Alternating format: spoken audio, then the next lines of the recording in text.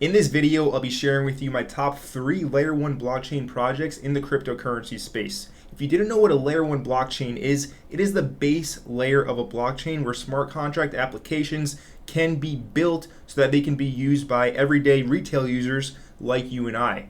Now, if you look at CoinMarketCap or CoinGecko, and we look at the top 100 and even the top 200 coins, the large majority of these projects are Layer 1 blockchains. So they are a dime a dozen. And just to prove to you my point, here we are looking at CoinGecko, and just the top 15 alone, we have Ethereum, BNB, Cardano, Polygon, Solana, Tron, Polkadot.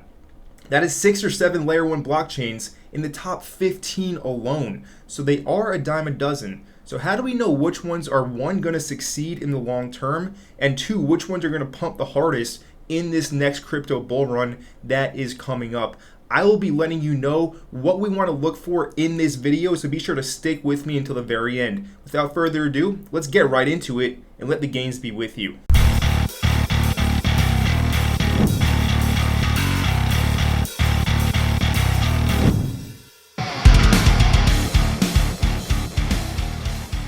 Welcome back to Crypto Empire. My name is Connor, and this is where we dominate the crypto market. If you are new here, be sure to hit that subscribe button down below and turn on all bell notifications so that you don't miss any future videos. Now, getting into my top 3 Layer 1 blockchains in the cryptocurrency space, one thing that I am going to point out to you is the fact that Ethereum is the king of Layer 1s. Now, you'll notice looking at the top 15 here, there are actually 2 other projects that were created from core Ethereum developers from the early Ethereum days back in around 2015. And those projects are Cardano, ADA, and there's also Polkadot. Right, Cardano was created by Charles Hoskinson, Polkadot created by Dr. Gavin Wood. Both of these guys were heavily involved in Ethereum during the early days when Ethereum was just started. So for coin number 1, I'm going to be using this metric, right? The original Ethereum guys, when they create a Layer 1 or a Layer 0 like Polkadot, it tends to move up to a market cap in the multi-billion-dollar range. So for coin number 1 in this video, it's going to be Luxo, LYXE, and also LYX. So Luxo was created by this gentleman right here, Fabian Vogelsteller. And Fabian Vogelsteller was actually the author, he is actually the author of the ERC20 token. He was heavily involved in the early days of Ethereum, developing Ethereum, and then he went and he created his own Layer 1 blockchain. It's actually a sister network to Ethereum, and it is called Luxo. All right, and this is built for the creative economy, and they are going for mass adoption. A lot of these other Layer 1s, they're being created for enterprise use. Something like Luxo also going to be used for big brands and companies around the world, but they're using something called universal profiles, which everybody who uses this blockchain will have, and this is essentially going to be like your passport for the entire kind of Web3 internet on Luxo. So they are going for mass adoption here. And if you want to learn all of the specifics about Luxo, I actually made a video a few months back. I'll leave a card right here. I recommend you watch it if you want to learn more about Luxo, LYXE. And we can see right here, Luxo is a Layer 1 EVM blockchain, which means the execution engine is fully compatible with all Ethereum tools and is easy for developers to use who are familiar with the Ethereum toolchain. All right, so like I said, it is a sibling network to Ethereum. It is not necessarily competition, it is collaborative, which is very key going forward because Ethereum is the king, but it does have some inherent flaws because it was the first Layer 1 smart contract blockchain of its time. It paved the way for all these other ones. However, it's still at the top of the list, and the fact that LYXE is a sister network to ETH, to me, is very, very bullish. Now, some news about LYXE. It actually just launched its mainnet on May 23rd. This has been a heavily anticipated event, and the mainnet is now finally live. All right, so LYXE, definitely one to look into if you've never heard of it before. And if you have heard of it and you're already kind of DCAing into it over this bear market, in my opinion, you're going to do extremely well when the next bull run actually does come around. Now, before we move on to coin number 2, let's take a quick look at the LYXE chart on Qcoin here. And LYXE did have a big run up to around $15 in April and early May, and it has been correcting. Right now the price is $10.79. Now this, in my opinion, is a very good price. I think LYX is going to be several $100s per coin. So $10, great price in my opinion, but it would be even better if we do see it sub $10. So this video is not financial advice, it is for informational purposes only. But if you see LYXC below $10, I'll be buying. You do what you want to do. Let's move on to coin number 2. Coin number 2 for this video is going to be Oasis Rose. Right now, Rose is trading for 5.1 cents. It has a market cap. By the way, LYXC's market cap is $167 million.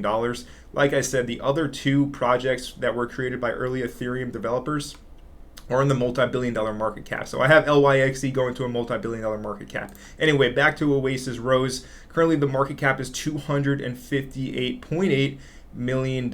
So another one that's at rank number 137. Another one that isn't crazy high up on the list. I like that. I want to look for the ones that are undervalued and that are actually delivering real technology, that have really, really strong founders as well, right? Luxo has Fabian Bogelsteller. Well, Oasis Rose has Dawn Song. All right, Dawn Song is nothing short of a genius. She is a professor in computer science at UC Berkeley. She's a researcher in artificial intelligence, security, and blockchain, and she is a serial entrepreneur. Right? If you look at her Twitter account, and if you just do a little bit of research into who this woman is, she is basically just constantly researching, testing things, ZK rollups, AI security. She is so involved, and she works clearly extremely hard at her craft. She's a professor at UC Berkeley, all right? So all these projects that I'm going to mention to you today, these top 3 layer 1s, they have extremely competent founders. And this, in my opinion, is extremely crucial for the success of a project in the long term, but also in a bull market if we really want to see it pump hard. The founder is key. That's the face of the brand. So all these projects I'm sharing with you in this video have those strong founders. All right, so this one, Oasis Rose, founded by Dawn Song. And essentially, Oasis Rose is another layer 1 smart contract blockchain. And we can see here, they are big on providing privacy, right? The Oasis network provides a privacy layer for Web3. Now, the Oasis network is spending a lot of time and attention, and one of their main use cases is actually privacy for artificial intelligence, because artificial intelligence is the most powerful technology really the world has ever seen. And if it is used in the wrong hands, it can be very, very dangerous. We can see here understanding responsible AI. While the development and widespread adoption of AI has the potential to bring tremendous benefits to society, it also poses significant challenges that must be addressed, including AI bias, privacy, and transparency.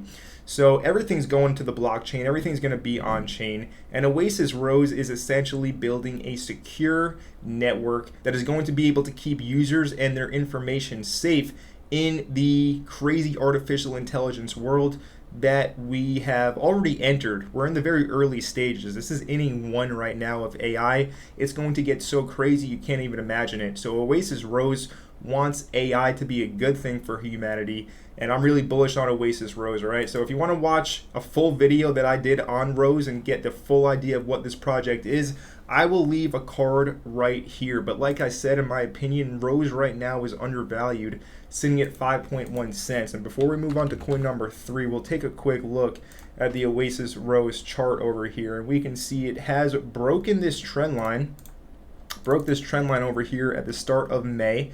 And this trend line went from the start of 2023. So that's a pretty big break right there. And it is correcting. Price is trading around the March lows. If you guys recall, back in early March when the Silicon Valley Bank collapsed, the market crashed and Rose dropped to as low as 4.5 cents. Right now it is at 5.1 cents. Really good price in the long term, in my opinion. I have Rose trading well above $1 in the next bull market. Again, not financial advice. That's just my opinion.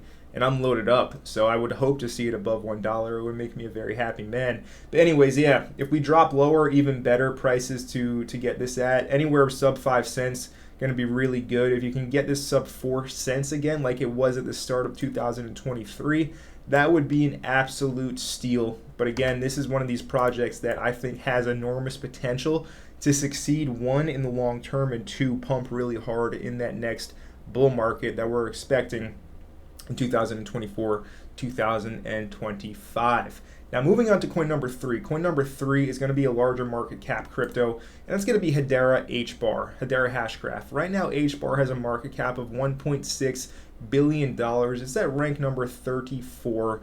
But again, I'm looking for projects with really competent and strong founders and leaders. And HBAR has that with Dr. Lehman Bard. All right, he is the co-CEO of Swirl Labs. Swirl Labs is behind HBAR. He's the co-founder of Hedera, and he is the inventor of the hash graph. All right, so a hash graph is a little bit different from a traditional blockchain, and it's essentially much more scalable. Right, HBAR has one of the quickest finality times in all of layer ones, and also has a crazy high transactions per second count. And I would recommend, if you guys don't know who this gentleman is, Dr. Lehman Bard, do a little bit of research on him, because he is another one, right? He's basically in the same exact class as Don Song and Fabian Vagelsteller, right? All these 3 leaders, founders, have insane resumes, and they are the creators of these blockchains, right? So this is one of the main things we want to look for. How competent is the guy who actually made the project, or the woman? And they're all very competent, all right? So that checks out with all 3 of these projects, which is why I really do like them. Now, HBAR is building, and they are getting a lot of attention nowadays. They've been around for quite a while. If you guys didn't know, Hedera has essentially the council, and the council runs the nodes for the network. And with HBAR, they essentially have like the biggest corporations and companies in the world on the Hedera council running their nodes. We can read: the Hedera Governing Council is a decentralized and transparent governing body of independent global organizations consisting of enterprises, Web3 projects, and prestigious universities. All right, you can see Avery Dennison, Boeing, Chainlink, Dell, DBS, Deutsche Telekom, T-Mobile, Google, IBM, LG, big banks, Standard Bank, Shinhan Bank, Swirl's over here, Ubisoft, UCL, right? The list really does go on and on and on. A lot of huge multi-billion-dollar organizations are involved in HBAR, and like I said, it's one of the quickest, really low finality time, high transactions per second. It's green, right? We can see with the whole carbon negative thing, it ranks at the top of the list.